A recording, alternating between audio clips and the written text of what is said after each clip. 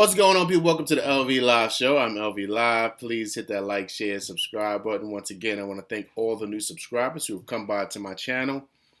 It is truly, truly appreciated, right? But listen, let's get right into it. The Knicks lose a tough one to that team across the river. I don't even want to say their names, but you guys know who I'm talking about. 110 to 107. All right, let me start off by saying this. Have you ever been in a really, really bad relationship and you just constantly keep on getting your heart broken? They keep on cheating on you or doing whatever, right? Just to break your heart. That's what this team does. We've seen so many games like this, guys, where they've pretty much been in the game. We feel the Knicks should have won the game, just like the other night against Memphis. Another time they played that other team across the river, right? Played them in the Garden, and we were up by 28, and we lost a heartbreaker to them. Tonight kind of felt the same way too. The Knicks were in this game from beginning to end. They were fighting. I love the effort. Randall was playing well. You know, RJ had a tough shooting night, but he was even going strong to the basket. My man Fournier was burying threes left and right. But that Slim Reaper, man, he is unguardable. Okay, he had a 50-piece tonight, unguardable. Nobody could do nothing with him. He does whatever he wants. He's the purest scorer in the league. I know a lot of people talk about Steph Curry, and they talk about, of course, John Moran, and, Greek Freak, and, of course, the King, LeBron James. No, there's nobody that's a more lethal scorer than the Slim Reaper, Kevin Durant. He's unguardable. 7 feet, that range, that length, unstoppable, right? And so, of course, he was going to get his tonight. We already know that nobody could guard him. And the Knicks were there. We were there. But to me, a big part of what happened tonight is that we didn't get any production from the bench. I love Big Sims' tenacity, though. I love Big Sims. Played big 23 minutes tonight, had 10 boards. I love his activity. He looked great tonight. Right, I love that with Sims. But we didn't get anything from IQ. IQ was 0 for 5 from 3. And that's usually, where we've pretty much been able to kind of get over the hump. And that's with IQ's production off the bench and a couple other pieces off the bench. But, it was good to see Obi back in the mix tonight. He actually brought us back in the game, hitting back-to-back threes. But IQ didn't give us much, and that hurt. Big Mitch also didn't give us much tonight. Not much on the boards. You got Andre Drummond, man. He just eats up rebounds left and right. He's a beast in that Baja. So this was going to be a tough matchup for Big Mitch. But, I felt Big Mitch would have done a lot better than what he did tonight. But he got outplayed, by Drummond. And that hurt us also, too. He had his moments, right? He had a couple of block shots. But Big Mitch is, usually he's in double figures as far as rebounds go, and he didn't have that tonight. Let me just make sure I got it correct. Big Mitch, he had, he only had 5 boards. He had 5 boards, man. And all 5 of them were offensive. No defensive rebounds, nothing. That's you can't have that from a 7-footer, right? Who's a big time player in the middle. Especially if he wants big money, we can't have that. He's got to play better, but he has shown that he has the skill set to do so. So I'm not worried about just one game. But that's what hurt us today. But once again, I do love our effort. I will say this, though. We've been saying this for the whole season, right? We've been saying this.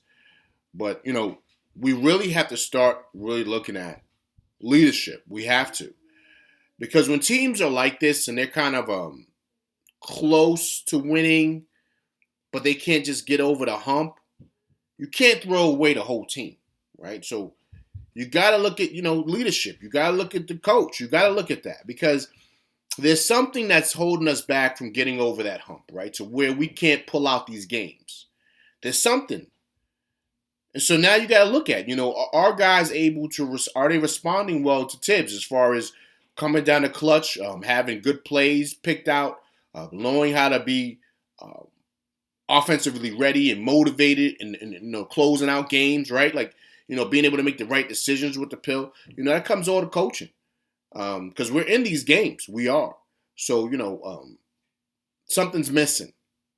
A lot of people are going to say a point guard. Yeah, point guard. I mean, you can have Derrick Rose, you can have anybody. But if your coach isn't good and, he's not really doing well as far as leadership goes, you can't expect guys, players to come in and just save you all the time. It doesn't work all the time like that.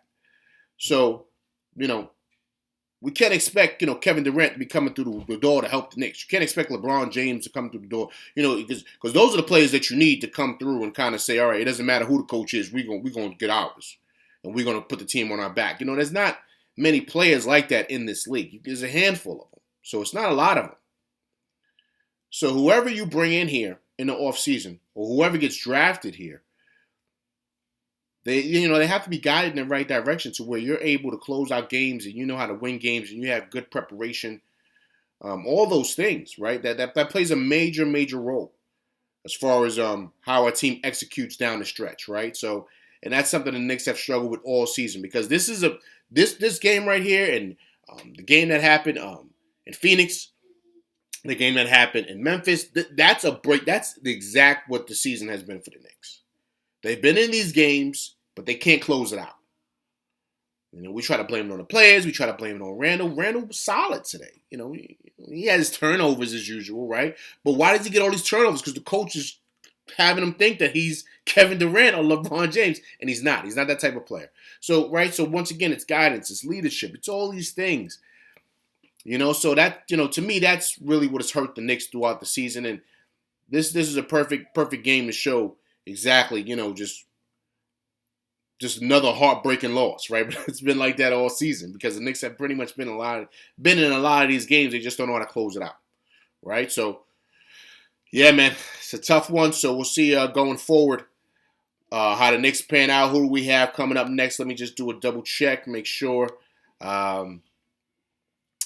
Give me a second, guys. I apologize here for the delay. We got the Trailblazers at home, all right? So hopefully we can pull that out there shorthanded. I don't believe Dame Lillard's back. I don't think he's coming back this season.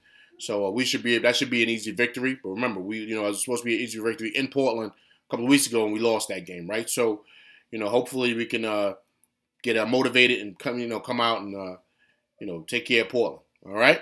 But listen, that's my show. I appreciate you guys coming by. Please hit that like, share, subscribe button. Hit that like button. Hit that like button, people. All right. And once again, I thank you guys for coming by. Also, to hit that bell icon, right, to get all notifications on all my new shows. All right. I'm LV Live, and that's my show, and I'm out. Peace.